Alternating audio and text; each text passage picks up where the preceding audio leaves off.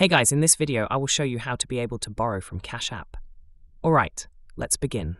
The Cash App Borrow feature allows eligible users to take out small loans directly within the app. This feature is being rolled out gradually, so it may not be available to everyone. Here's how to check your eligibility. First, open Cash App and tap your profile icon in the top right corner. Scroll down and select Support. In the search bar, type Borrow to find related articles.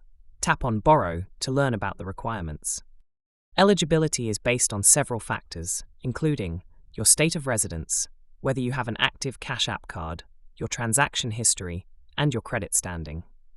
To improve your chances, make sure you have an active Cash App card.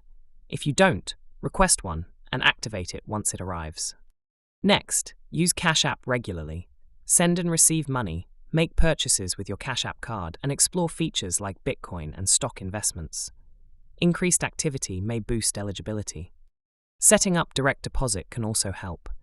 Link your paycheck or other income to Cash App through the direct deposit option in the main menu.